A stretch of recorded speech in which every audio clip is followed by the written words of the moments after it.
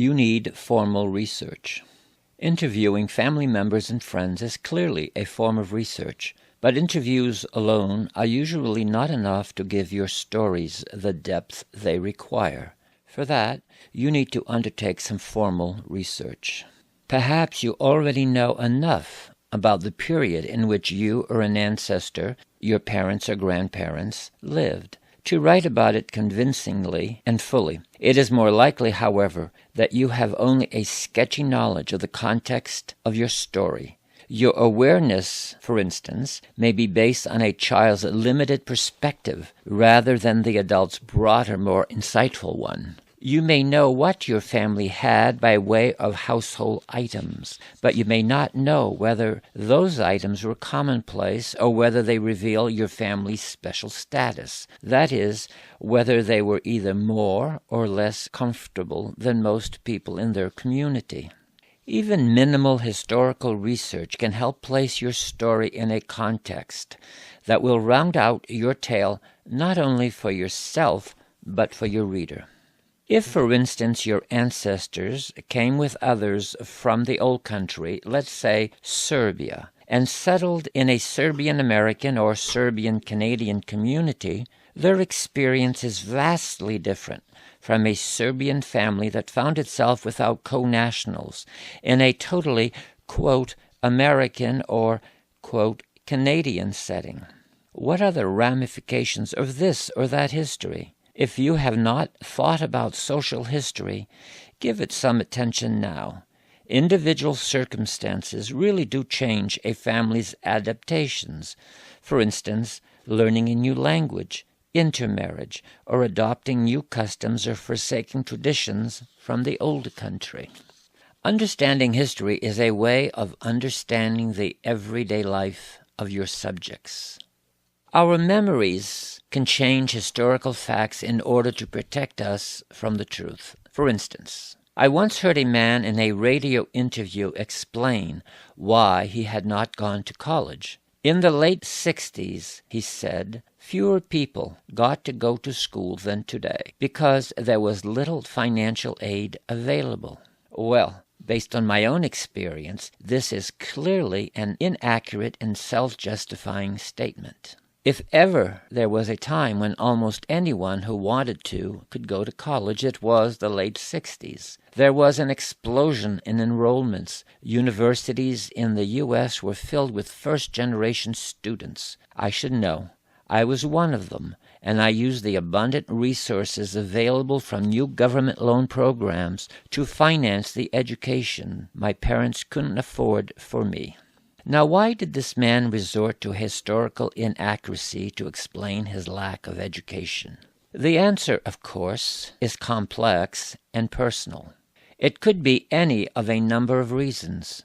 Shame about what he had not done, hesitancy to reveal the truth, fear of the unknown, or of bucking his family expectations.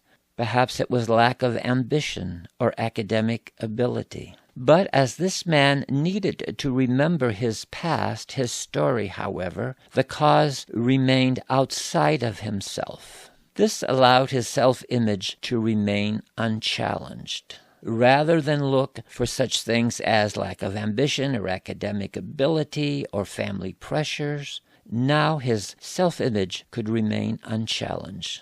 The point is clear. Memory often plays a supportive role to our unexamined and or self-justifying views. Here are some research suggestions. 1. Read about the economic history of this continent. Working in a sweatshop in Manhattan or a steel plant in Pittsburgh is vastly different from working in an owner-run factory in a small northern New England town or on a ranch in Saskatchewan. 2. Read about the political, religious, and social climates of the old country as well as in the new. It may be that you can make sense of your ancestors' decisions and actions only by understanding the larger context of your people's history. 3. Read general histories of the period. They give you a more accurate sense of what was happening and provide facts and dates and numbers to support your document. This research will create a framework on which to tell or reinterpret your story. 4. Don't forget to read newspaper and magazine archives and historical society records for details on the area where your ancestors lived. Whatever your ancestry is, there is a book on the subject.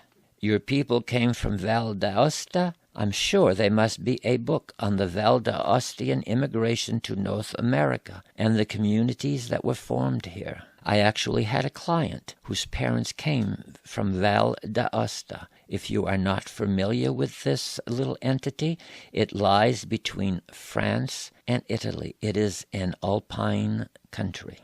5. City and tax records, military records, and legal filings can also be helpful. Often, these are on the internet and can easily be accessed.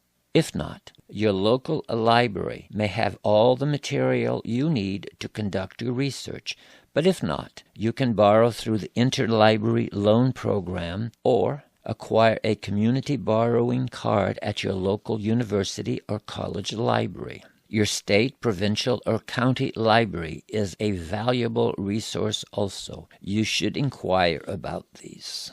Your research has probably helped you to be more informed about the sorts of activities your ancestors engaged in.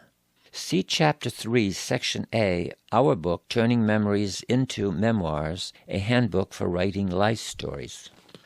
Here are some tips for making better and easier use of the Internet. When I am working on certain pieces, I keep the browser window open on my desktop as I write. My story is in the foreground.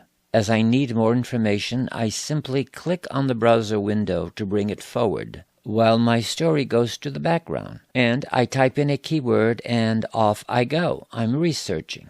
As I was doing research for the book I've written on my 17th century Canadian ancestors, I encountered many names of support characters in my family's history. Though I had already collected much genealogical data on my people, an internet search often yielded interesting and useful details. The extra data helped me write a broader, more historically accurate background for my story. It's a wonderful way to work. The Internet is a library of the world right there on your desktop. Exercise your judgment about what you find on the Internet as you would with any source you use to shape your opinions and your work. 1. Is the site you found professional in its presentation? If not, be wary. 2. Is the information, the dates, the names, the historical context, borne out by details you already know or can confirm elsewhere? 3.